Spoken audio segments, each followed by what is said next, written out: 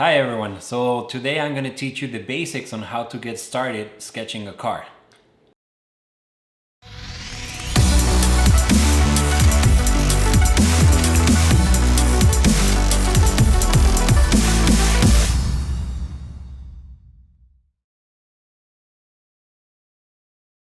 My name is Camus and welcome to my channel.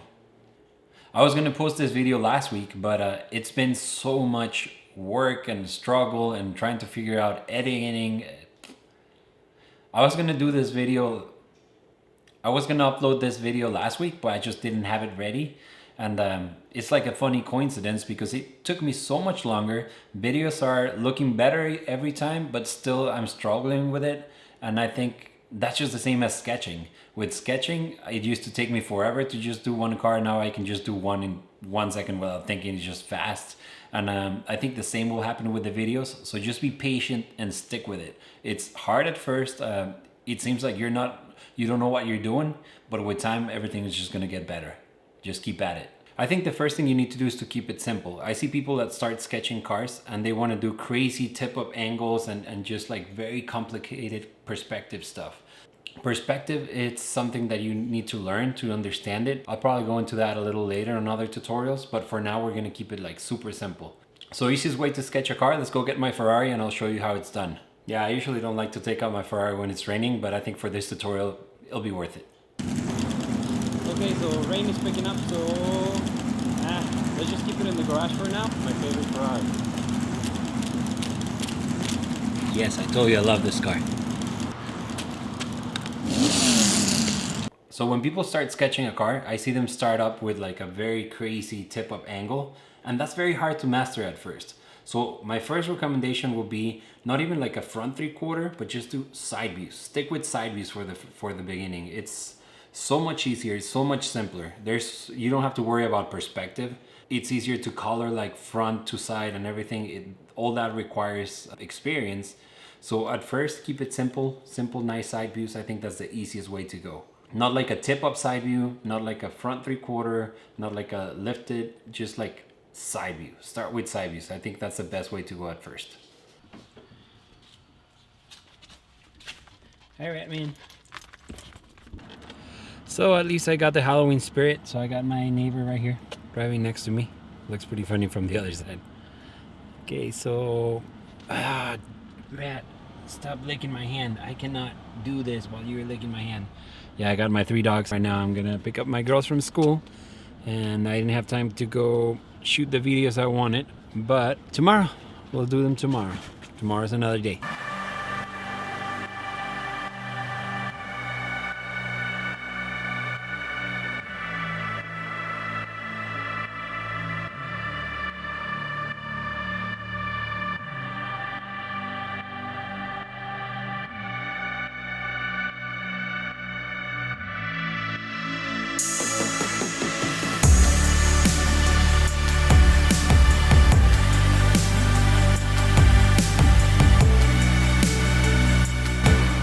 So I just got here to McLaren. We're gonna do some pretty cool tutorials and we'll do them with some really cool cars on the back.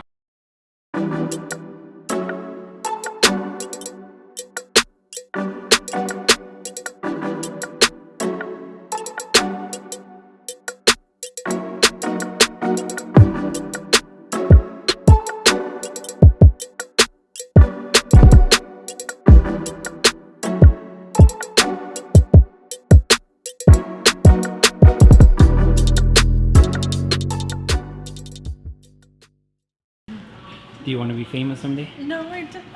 No? No. You don't want to be famous? No.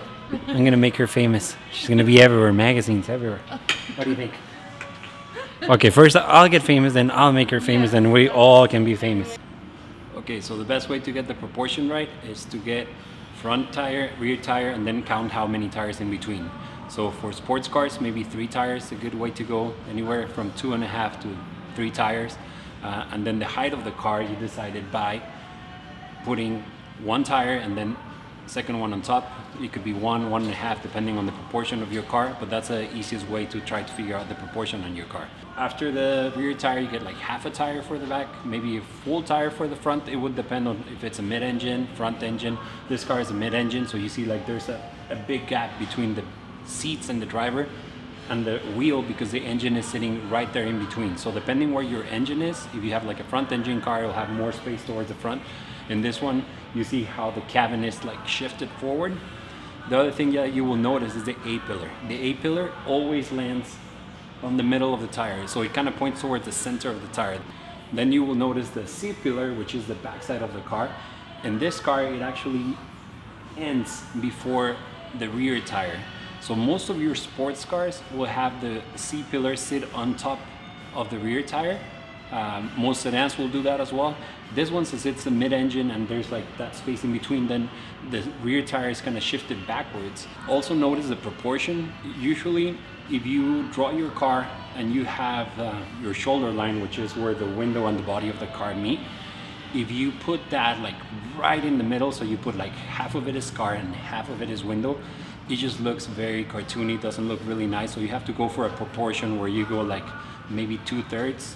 So maybe 2/3 is the body of the car and only 1/3 is the window. So if you see the space where the body is and the space where the window is, there's that proportion of like 2/3. Another important thing to show, I don't know if you can see it from this angle, but I'll show you in different angles, is that cars have 4 tires, not 2 tires. So even though you're drawing a side view, a lot of times it will show the back tires on the other side. If you put those on your sketches, it will make your car more solid and make it look sit on the ground a lot better. Other common mistake that I see when people are sketching cars is that they wrap the body of the car, like this area right here. They would wrap that around the tire. This car actually does a good job of wrapping the body a little bit, but it doesn't circle it completely. That's why, because suspension's smooth, so the suspension will go up and down. If you wrap that around, as soon as the suspension and the tire starts moving, it will destroy the body of the car. So you need to have a little bit of gap for the tire to move up and down. Also on the top, you'll have some space. Sports cars will have stiffer suspension, so you can make that gap in between the tires a lot smaller. If you see a sedan, the gap will be a lot bigger.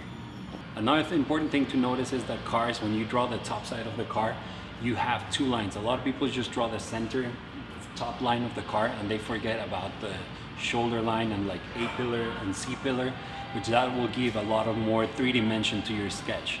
So you have to make sure that you draw that line on the top and then this line where the window is. So it's kind of important that you have 2 lines, top line, center line, and shoulder line. Whatever I just showed you on real life, I'm now going to put it into paper, so it makes a lot more sense. So let's get started.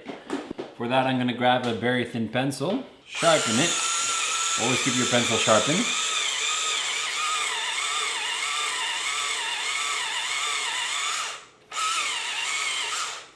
I truly recommend you get an electric sharpener. It makes a huge difference. So now I have my paper set. I have to get used to not being able to rotate the paper because that way it's aligned with my camera. What we talk about, the easiest way is if you have that circle template, or if you don't have a circle template, you can use a coffee mug, or you can use anything that is round in your house, the bottom of a bottle, camera cap, like everything, anything you can find might help to get those circles on your page. The other thing you want to do is don't grab like your biggest circle and start doing circles and then realize that it won't fit on your paper. So make sure your circles are small enough that you will get the proportion. Better if you freehand them. So a lot of times I would freehand them and then I would go with the template and make them a little better. Use your whole arm. Throw that line. And then we got 1 tire. We count 1, 2, 3. We put the other tire, okay? We get our floor. Remember how I said you point your windshield, and then the height was like half a tire, 1.5 tires. So like that. And don't be afraid to have like your sketch look all loose and like hairy, doesn't matter. At the end of the day, what I do is get my lines down, and then once I'm happy with the results, then I will go darker with darker lines. This is just to get my base proportion. So again, we have 1 tire, 1, 2, 3, my 4th tire, and then 1.5, 1 3/4 over the top. And so that will be my center line right there. You see how now I'm going darker because I have a better idea of what I wanted to achieve.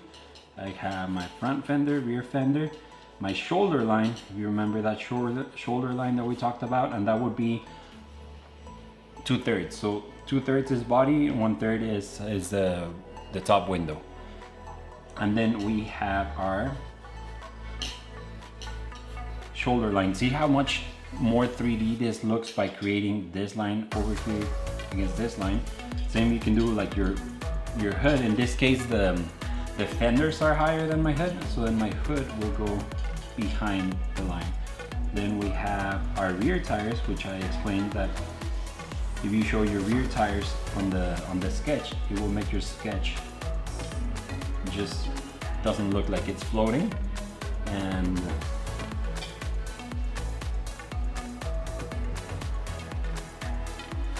just like that, we have a car.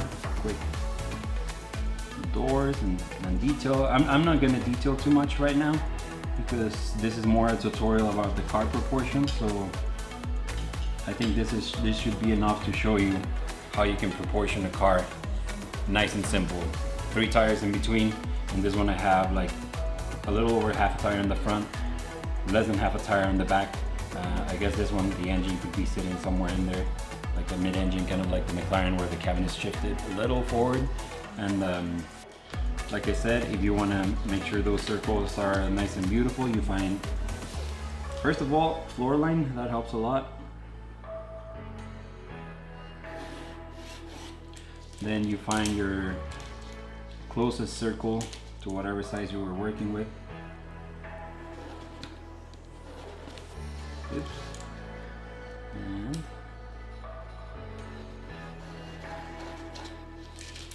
alright, so that's a way to clean it up, and basically that's it. You have a car.